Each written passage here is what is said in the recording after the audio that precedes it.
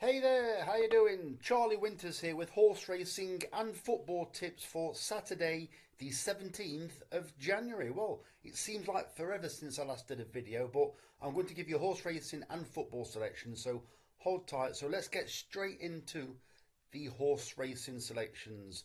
The football selections will be in the description and the comments. So let's get straight into it. So, I've picked five selections of it. Yeah, it's five, as you can see in the top right, top left hand corner. So the first selection is Fast Work in the 310 at Haydock, and it's paying five places instead of four with Bet365. You'll probably get more placings with Sky Bet. Fast Work. I've been going through the form, and I think it's crying out for this trip. I think it's something like 2 mile 5. Um, it's sort of off over 2 mile. I can remember backing it one time ages ago. Only it came placed at something like 12s or 20s. It came third, and I've been looking at the breeding, and it's the sire is Workforce. A lot of the progeny want a lot further in time. Well, this has been campaigned at 2 mile for quite a while, and I think this step up in trip, like its last run, it will benefit from keep stepping up in trip. It's been stepped up also in grade, so it's got to improve. But I believe for definite it will improve for the increase in trip. And also, what I've noticed is Sue Smith and Joel Parkinson have sent quite a strong team to Haydock tomorrow because they've also got Confusion that runs in one of the main races, and it. I think I think both of her horses have got a chance. I'm not tipping Confusion, but what I am tipping is Fast Work in the handicap hurdle. It's roughly about 12s, but I didn't take the price like any of the prices because it's not worth it at this point. It's currently, when I'm doing this video, it's 25 past 4 on Friday afternoon. You can guarantee if I'm taking price at this time, you can probably add about 2 or 3 more points on at least to some of them. So I've left them all to SP.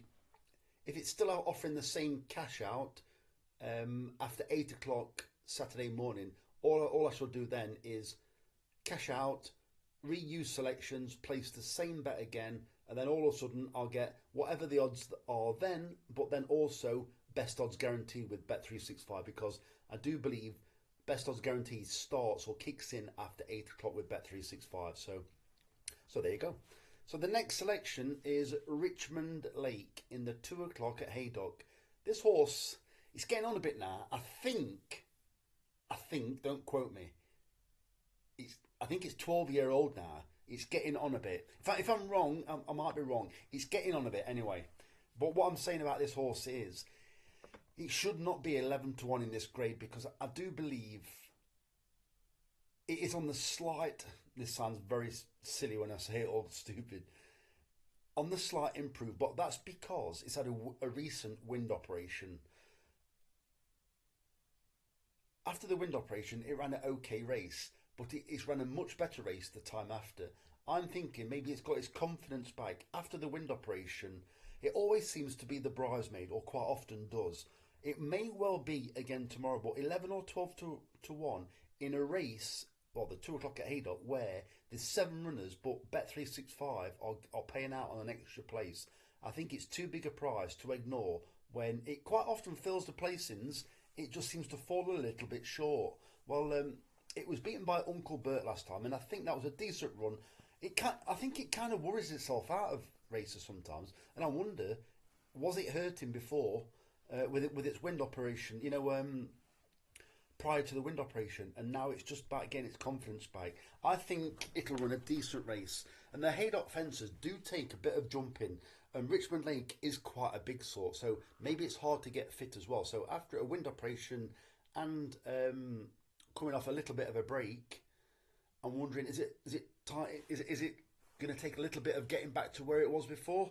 So yeah, I think it's got a chance of it. And also, it came third in this race last year, I believe it was, behind Mr. Vango. Well, Mr. Vango's a very good horse, and I do believe a replication of that run, it will go very close.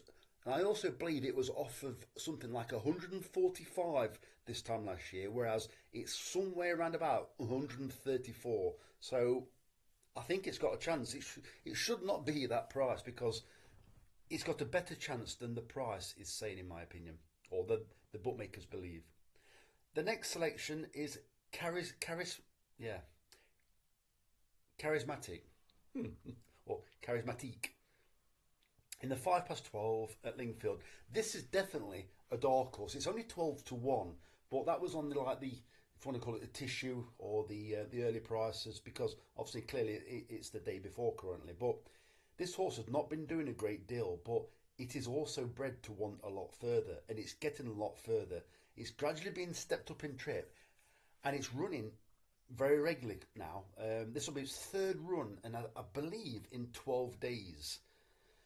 He does seem to be heading in the right direction. And for the last two runs, it's had. I'm trying to think what her name is now. That's it. I'm going to call her Judith Chalmers. It's Isabel Chalmers claiming 7. Well, Isabel Chalmers rode this horse for the last 2 times, even though it ran okay. But it's got Holly Doyle on board, and I'm hoping Holly Doyle can give it a much stronger and better ride. I'm not saying Isabel Chalmers didn't give it a good give this horse a good ride the last two, because she must have given it at least an okay ride because it was pretty much out of 3 decent runs that it's had in its career. Those were 2 of them most recently. So I do think it's heading in the right direction. Maybe it needs a little bit of confidence. Maybe it doesn't do anything at home, so it's improving for the regular running. I don't know, but it is a dark horse, and it will definitely appreciate this extra trip. So these are the next 2 selections. So these are all the selections, so you can see them now. Genealogy is a very interesting one in the 12:25 at Ascot. It had got not for an AD. I can't even say his name. Not for an Aidan O'Brien horse, but it was slightly progressive. Even though it underachieved, it was heading gradually in the right direction on the flat. And I think Aidan O'Brien must have thought, nah, it's not for me. This is for another trainer. You're not progressing enough, and you're not going to be one of my top stars. So I'm thinking this horse was gotten rid of, but it actually ran an okay race. I think it was at Limerick for, I can't remember what his name is exactly, the trainer. Dennis something O'Regan, something like that. So what this horse did, it came something like 8th of 19 with a Racing Post rating of 97. That is currently, as the race stands, the second best piece of form in this race.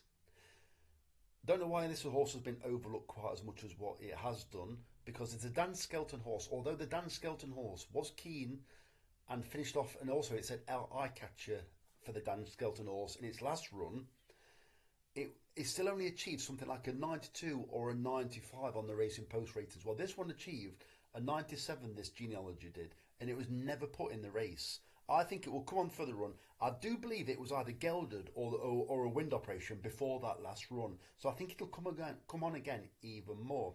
So I just think if they're here to give it a chance, which you would have thought so because it's come from Ireland, but currently as we stand, Genealogy is 33 to 1, and there's an English jockey on board. It's Sam Twiston Davis, so it's definitely got a chance in my opinion. Hopefully it comes in the first 3.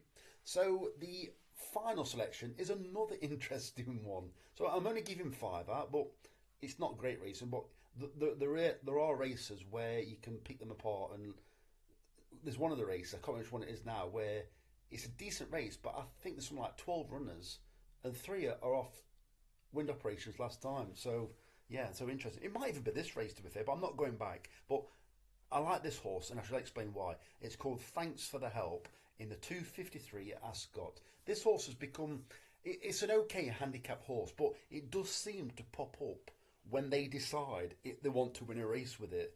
I know it sounds a bit odd, but it ran in a very expensive race last time for the type of races this horse normally runs in. It is owned by JP McManus, and guess what? It's ridden by Harry Cobden. Could he be in the headlines? So, as you may well be aware, Harry Cobden is now, or sorry, not now, will be the official retained jockey in UK and Ireland for JP McManus in May. What's that? 4 months away, 5 months away. But he is taking this ride, so I do think it's got a chance. It's got a change of headgear tomorrow or Saturday, whenever you're watching this video. This horse it's a little bit in and out. It does seem to pop up, I think, when in the big races. It won something like a 25 runner race in Ireland. It wasn't the most expensive race it ran in, and it was only a 15 grand race, to be honest. Well, this is a 15 grand race tomorrow. So they do aim it at these kind of races. I like the fact that they've changed the headgear, but it might just be an experiment. But I like mainly the fact that Harry Cobden is on board. It has honestly got a chance. It ran in a very expensive race last time. I think it was 57,000. Did okay. It didn't do anything fantastic, but yeah, I do believe Thanks for the Help has got a decent chance. If you had to hold me to a selection, so Fast Work is definitely interesting because it will love the step up in trip. Richmond Lake, I think it's heading in the right direction after a wind operation. Charismatic is a dark horse still.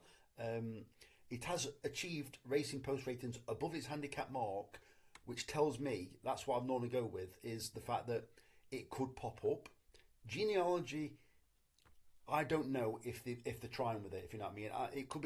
It could be sent over here for a second run, and they might try and do something. So it could sneak into some kind of a very low weight in one of these Cheltenham handicaps. It's probably not going to achieve as much as that, if I'm being honest. But you never quite know. And Thanks for the Help. At the prices, it's got a chance. It's about 12 to 1 as well. So yeah, the two I'm probably most confident of is the first two at the top. Fast Work and Richmond Lake. So don't forget, my football selections will be in the comments and description below. The best of luck. Let me know if you fancy anything tomorrow, and give this video a like if you will. So I really appreciate it. Charlie Winters, over and out. Cheers, mate.